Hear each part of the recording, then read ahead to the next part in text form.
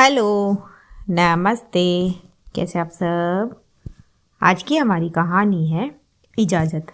शुरू करने से पहले please do subscribe my channel. चलिए दोस्तों, कहानी शुरू करते हैं।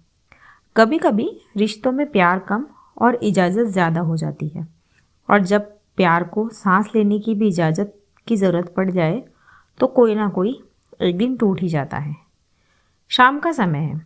रागिनी धीरे से अपने पति जतिन से कहती है, जतिन, कल मेरी फ्रेंड शीतल के घर पर सत्यनारायण की पूजा है। उसने हमें बुलाया है, आप चलोगे ना? फिर जतिन मोबाइल देखते हुए जवाब देता है, अरे मैं क्या बोल लूँ, पहले मम्मी से पूछ लूँ, फिर बताता हूँ। और फिर वो उठकर अपनी माँ निर्मला जी के कमरे में चला जाता है। रागिनी के भीतर एक टीस उठी। 1 साल हो गए उसकी शादी को, मगर जतिन की हर बात का फैसला आज भी मम्मी की इजाज़त पर टिका था।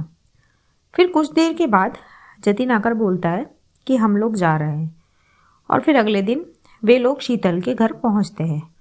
जब पूजा खत्म होने के बाद रागिनी शीतल से पूछती है, अरे रागिनी, तो शादी के बाद और भी दुबली हो गई है यार, सब ठीक तो है ना? तब रागिनी थोड़ा मुस्कुराकर बोलती है, क्या बताऊं तुझे शीतल, जतिन को हर बात की इजाज़त चाहिए मम्मी से। कहीं जाना हो, कुछ करना हो तो पहले मम्मी से पूछना ज़रूरी। हम दोनों चाहे शॉपिंग पर जाए, मूवी देखने या किसी रिश्तेदार के घर, पहले मम्मी से पूछो। शादी के बाद लगा था कि थोड़ा अपना स्पेस मिलेगा, पर यहाँ तो हर कदम पर मम्मी से पूछना पड़ेगा वाली दीवार है। फिर शीतल थोड़ी गंभीर होकर बोली, रागिनी सुन, कभी कभी दूसरों को समझाने से पहले थोड़ा खुद को समझाना पड़ता है। एक बार जतिन को उसी की दवा का स्वाद चखा। क्या मतलब? रागिनी ने हैरान होकर पूछा। तब शीतल बोली, जतिन को वही एहसास दिला जो तू रोज महसूस करती है। शायद उसे सब तब समझ आ जाए कि इजाज़त का बोझ कैसा होता है। शीतल की बात रागिनी के मन में बैठ गई, और पहली बार उसने तय किया कि अब कुछ बदलना होगा। फिर रागिनी अपने घर लौट आई, और अगले ही दिन वो अपने मायके चली गई। आज रागिनी को अपने मायके आए हुए 3 दिन बीत चुके हैं। तब जतिन का कॉल आया, और वो रागिनी से बोला, रागिनी, अब कब तक नाराज रहोगी, चलो घर लौट आओ ना। तब रागिनी शांत स्वर में बोली, आप आ जाइए जतिन, यहाँ मायके आ जाइए। जतिन को लगा कि शायद रागिनी मान गई है। वो तुरंत मायके पहुँच गया। अगले ही दिन जतिन रागिनी के घर पहुँचा और बोला, चलो रागिनी, अब घर चलते हैं, मम्मी भी पूछ रही थी तुम्हारे बारे में। तब रागिनी धीरे से बोली, जी, पर पहले मेरी मम्मी से पूछ लीजिए, अगर वो कहे कि जाना है तभी जाऊंगी मैं आपके साथ। ये सुनकर जतिन कुछ पल के लिए तो स्तब्ध रह गया। फिर बोला, क्या मतलब, तुम अपनी मम्मी से क्यों पूछोगी? तब रागिनी चिढ़ बोली, अरे वो मेरी मम्मी है इसीलिए। तब जतिन चिढ़ते हुए बोला, अरे तो मम्मी है तो तुम भी तो शादीशुदा हो और अडल्ट हो, क्या हर काम मम्मी से? एग्जैक्टली, यही तो मैं तुमसे कहना चाहती हूँ। उसकी बात पूरी होती उससे पहले ही रागिनी बोली, अब जतिन ऐसा है जो हो गया।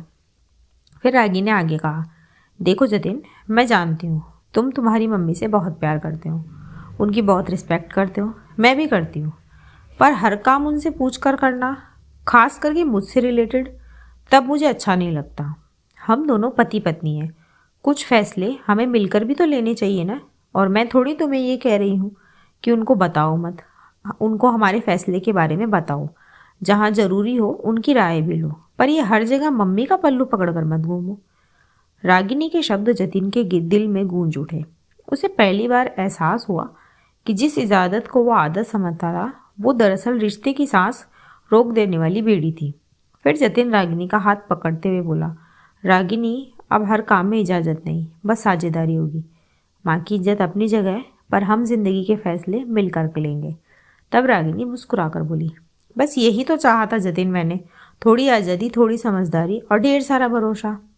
दोस्तों, रिश्तों में इजाज़त ज़रूरी है, पर जब इजाज़त ही प्यार की जगह लेने लगे तो वो रिश्ता घुटने लगता है। प्यार का मतलब है साथ रहकर एक दूसरे को आज़ाद रखना। इसी मैसेज के साथ कहानी यहीं ख़त्म होती है। कहानी आपको कैसी लगी मुझे कमेंट बॉक्स में ज़रूर बताएं। ऐसी ही और कहानियाँ सुनने के लिए मेरे चैनल KNYK हिंदी कहानियाँ को सब्सक्राइब ज़रूर करें। थैंक यू सो मच दोस्तों, thanks for watching. Do like, share and subscribe my channel. Thank you so much.